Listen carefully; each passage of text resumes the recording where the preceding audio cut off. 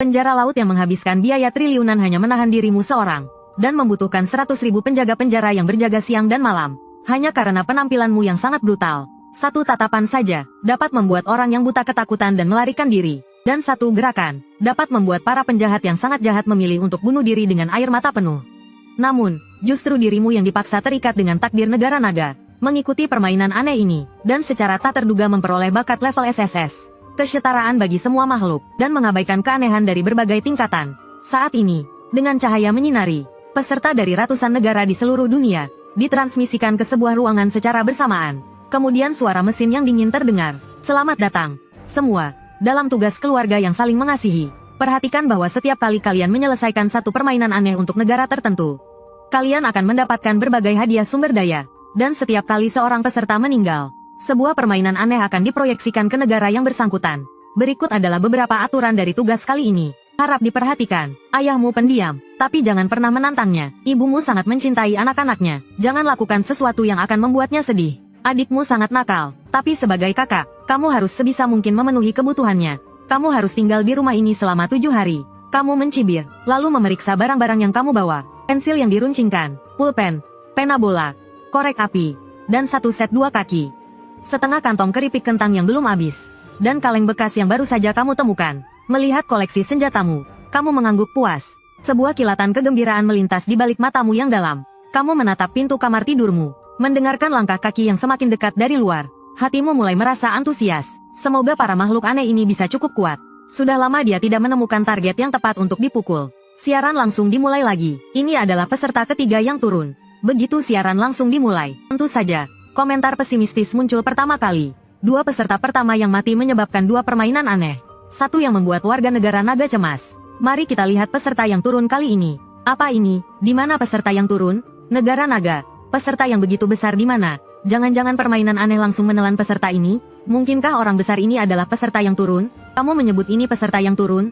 Coba buka matamu dan lihat. Otot bisepnya bahkan bisa menghancurkan kepalamu. Pada saat yang sama, begitu permainan aneh tiba di negara naga langsung membentuk tim strategi. Harus membuat pemuda ini mengendalikan emosinya. Di dunia permainan aneh, tidak bisa hanya mengandalkan rasa keadilan dan keberuntungan.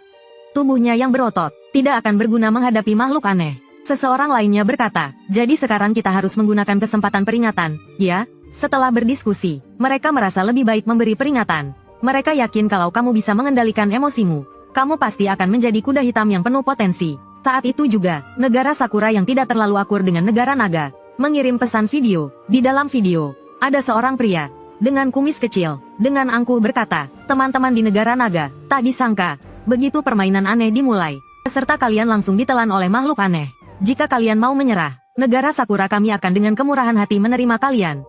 Video ini cukup panjang, tapi jelas untuk menyebalkan. Segera setelah itu, negara naga membalas pesan, kamu orang Jepang, pengiriman angin tim sedang dalam perjalanan. Ingat untuk menerima, dalam permainan aneh, kamu menerima sebuah pesan. Kamu sekarang adalah harapan seluruh rakyat. Kami tahu kamu memiliki pendirian dan kemampuan, tapi jangan biarkan emosi mengganggu rasionalitas. Makhluk aneh paling ahli dalam hal ini. Melihat pesan di layar, kamu tahu ini adalah peringatan dari negara, agar negara merasa tenang. Kamu membuat gerakan oke dengan 7 jari. Dan berkata, tenang saja, saya akan menyelesaikan tugas ini. Saya rasa dia sedang berbicara dengan siapa. Mungkin ini pesan dari negara untuknya. Jika dilihat-lihat, wah, dia benar-benar peserta yang turun. Ini pasti aman. Teman-teman, tadi saya lihat di pihak negara Sakura, Feng Kuang Rizu. Dia lelaki jorok. Kita harus segera menanggapi negara dengan kekuatan penuh. Telingamu bergerak sedikit. Kamu mendengar langkah kaki di pintu berhenti. Sekejap kemudian terdengar suara ketukan di pintu. Kemudian suara seorang anak laki-laki yang ceria terdengar. Siap untuk makan. Pintu terbuka. Suara ceria itu terdengar lagi. Saya mau bola basket. Belum selesai berbicara, suaranya tiba-tiba terhenti. Anak kecil itu miringkan kepalanya. Tapi bukan karena sedang berpura-pura lucu, melainkan karena lehernya terputus. Ada jahitan yang jelas terlihat di atasnya. Namun sekarang salah satu sisi terbuka. Ujung benangnya sangat mencolok. Begitu pintu terbuka, hantu kecil langsung tertutup oleh bayangan besar. Melihat di depannya, makhluk besar yang tampaknya garang. Dia seperti ayam yang dipelintir lehernya. Tidak bisa berkata apa-apa. Pada saat yang sama, hati hantu kecil itu sangat kalut. Apa benda ini? Monster berbadan besar ini adalah saudaraku? Pada saat yang sama, kamu juga melihat dengan aneh makhluk kecil yang kurus ini. Hantu kecil yang kurus. Ini yang disebut makhluk aneh? Udara terdiam beberapa detik. Kamu membuka mulut lebih dulu. Ingin berkata sesuatu. Hantu kecil langsung terkejut. Dia baru sadar. Meskipun makhluk besar di depan menakutkan, dia tetap hanya manusia. Saya ini makhluk aneh. Kenapa harus takut padanya? Dengan bangga, dia mengangkat kepalanya dan berkata dengan sombong. Saudaraku, saya mau bola basket. Belikan saya. Beli bola basket. Apakah kamu ingin juga celana dungari? Mau saya bawa kamu untuk buat model rambut? Kamu sama sekali tidak takut dengan penampilan hantu kecil. Justru kamu tersenyum dan bertanya. Hantu kecil berpikir sejenak dan berkata, bukan tidak bisa, tapi tidak terlalu besar. Pikirannya memang banyak. Kamu mengangkat tangan dan meletakkannya di kepala hantu kecil. Dengan tidak peduli kamu berkata, tapi aku bahkan tidak punya uang. Mungkin aku akan belikan kamu tongkat. Begitu kata-kata ini keluar, wajah hantu kecil langsung berubah drastis. Menunjukkan gigi tajamnya. Dengan suara seram dia berkata, jika kamu tidak belikan aku, maka aku akan ambil kepalamu dan jadikan bola basket. Begitu suaranya selesai, hantu kecil membuka mulut dan hendak menggigit tanganmu. Suara keras terdengar. Terlihat lenganmu yang kuat, seperti berubah menjadi bayangan. Detik berikutnya, kepala hantu kecil berputar seperti gasing. Berputar dengan cepat. Wah, apa yang sedang terjadi? Begitu ceroboh orang ini. Aku tadi kira dia lebih aneh dan khawatir. Tapi detik berikutnya, dia langsung memberi hantu kecil tamparan besar. Sungguh lucu. Benar-benar memuaskan sekali. Gerakanmu membuat komentar di layar bergolak.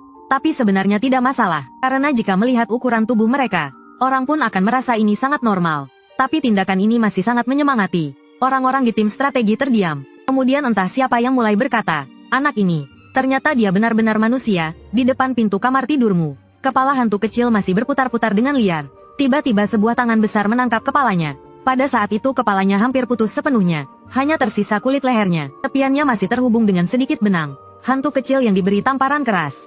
Kepalanya dikendalikan olehmu. Ketika matanya kembali melihat wajahmu yang gelap dan suram, dia langsung menggigil. Matanya mulai menjadi jernih. Anak kecil, kamu mau ngapain? Kamu menatap hantu kecil dan berkata, ada bau orang mabuk di sini. Hantu kecil itu langsung terasa gemetar. Mengeluarkan aura gelap. Terlihat air hitam mengalir di lantai. Pansnya basah. Sepertinya dia sudah ketakutan sampai mengompol. Melihat benda yang ada di depan pintu kamar, kamu mengernyitkan dahi. Sementara itu terdengar langkah kaki tergesa-gesa. Apa yang sedang kamu lakukan? Suara tajam dan menyayat terdengar. Kamu mengangkat kepala, melihat seorang wanita berpakaian gaun putih yang dipenuhi darah. Masuk dari dapur menuju ruang tamu. Sekarang dia sedang menatapmu. Wanita itu tampak sangat menyeramkan. Rambutnya berantakan, kulitnya pucat kebiru-biruan, matanya hitam, dan kukunya merah tajam. Cakar di ujung jarinya dan cairan merah yang menetes. Tampaknya sangat menakutkan. Melihat wanita ini, hatimu mulai terguncang sedikit. Apa yang kamu lakukan pada adikku? Wanita itu menatapmu tajam, dengan kepala hantu kecil yang sedang dia pegang. Mungkin karena kamu tidak menjawab. Dia bertanya lagi, sambil melangkah mendekat ke arahmu. Seperti semacam hitung mundur. Begitu dia sampai di sini, dia akan menggunakan cakarnya untuk merobekmu. Namun kamu sama sekali tidak khawatir. Bahkan merasa wanita ini jelas ahli dalam hal ini. Lihatlah gerakan penekanannya yang sangat terlatih.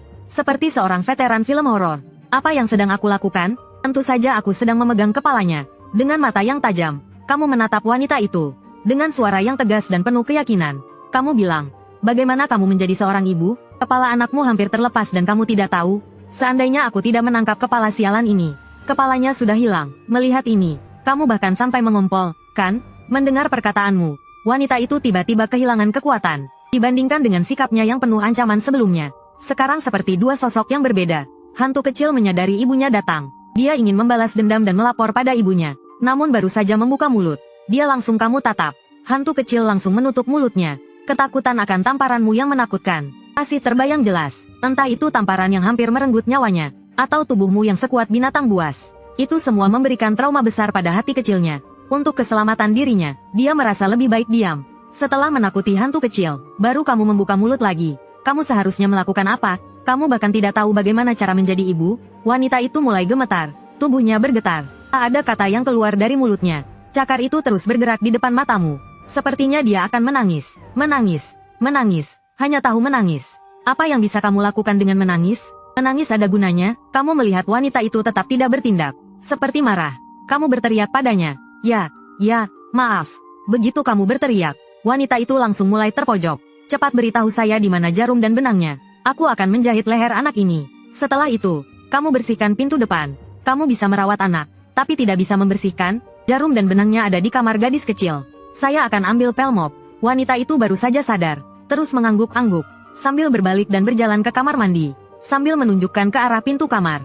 Di ruang siaran, penonton yang melihat wanita itu pergi, yang tadi tegang menunggu untukmu, akhirnya bisa menarik napas lega. Barage, komentar, kembali bergerak lagi. Astaga, itu monster apa tadi? Terkejut sampai saya nggak bisa bicara. Sepertinya dia bukan sekadar ceroboh. Ternyata dia juga pintar. Kenapa ibu hantu bisa berubah begitu setelah teriakanmu? Saya bahkan nggak tahu siapa yang lebih aneh sekarang. Ini semua karena petunjuk yang diberikan saat cerita hantu dimulai, yang menyebutkan ibu hantu sangat mencintai anaknya. Kamu memanfaatkan ini dan menyerang lebih dulu. Ditambah dengan tekanan dan aura yang menakutkan. Dan nada bicara yang tidak terganggu sedikit pun. Waktu membuat otak aneh ini. Cepunya jadi bingung. Tapi kamu memang gak sederhana. Metode yang kamu pakai memerlukan ketahanan mental yang sangat kuat, kecepatan reaksi yang sangat cepat, dan kemampuan berpikir yang cukup fleksibel. Sebagai pemimpin yang merendahkan, saat ini, sepertinya ini adalah keberuntungan bagi negara kita. Kamu banyak bicara. Aku ikut dengan kamu. Bro, cepat cek ruang siaran Xiao Rizi. Mereka juga kena ketok pintu. Ruang siaran Mad Sunrise di negara Sakura. Mad Sunrise, saat ini, di sebuah kamar tidur yang hampir sama dengan milikmu. Suara ketukan pintu yang terus-menerus terdengar dari luar, serta suara kecil dari seorang anak laki-laki. Kak, kamu lagi ngapain? Ayo keluar. Makan sudah siap. Apa kamu mau bikin mama marah? Mad Sunrise yang berwajah jorok duduk di tepi tempat tidur. Gemetar kedinginan, tak punya keberanian untuk membuka pintu. Melihat perilaku Mad Sunrise yang gemetar, beberapa orang dari Sakura yang baru kembali dari ruang siaran Longguo, tak bisa menahan keluhan. Sialan Mad Sunrise, kamu lagi ngapain sih? Pose lemah kamu ini, seperti mencoreng muka orang Sakura. Kenapa kamu jadi lemah gini? Kalau saya jadi kamu, saya akan bunuh diri saja. Sedangkan dibandingkan dengan kemarahan orang-orang Sakura, pihak pimpinan Sakura lebih tenang. Mereka baru saja kembali dari ruang siaran Longguo untuk mencari petunjuk. Kejadian aneh yang kecil itu hanyalah monster lemah saja. Pemimpin dari Longguo bisa dengan mudah menanganinya. Jika pemimpin besar mereka, Zujun, bisa melakukannya, mengapa tidak? Apa yang bisa dilakukan oleh pemimpin Longguo, pasti bisa dilakukan dengan lebih baik oleh orang Sakura. Dengan keyakinan aneh ini, pimpinan negara Sakura mengirim pesan kepada Mad Sunrise. Mad Sunrise mengirimkan pesan, Zujun, jangan takut. Setan kecil di luar pintu sangat lemah. Melihat pesan ini, Mad Sunrise langsung tersenyum lebar. Ekspresinya pun berubah menjadi sombong. Kemudian, dia berbalik dari posisi cemas dan turun dari tempat tidur. Di luar pintunya juga, ada setan kecil dengan kepala yang hampir terlepas. Melihat wujud mengerikan si setan kecil, Mad Sunrise merasakan degupan jantungnya. Namun segera teringat dengan pesan dari negara. Ini membuatnya semakin percaya diri. Kak, belikan bola basket yang aku mau, kata setan kecil. Mad Sunrise menatap dengan tajam, memicingkan mata ke arah setan kecil.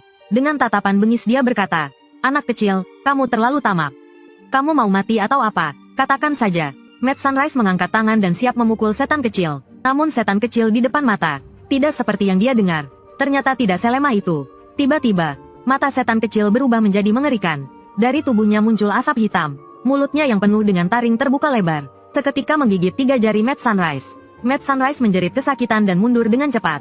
Namun setan kecil sepertinya tidak berniat melepaskannya. Setelah menggigit 3 jari itu, setan kecil melangkah mendekat, sambil berkata, kalau kamu tidak mau belikan aku bola basket, maka aku akan memotong kepalamu. Saat itu, Mad Sunrise langsung mengambil keputusan. Dengan cepat berlutut di depan setan kecil.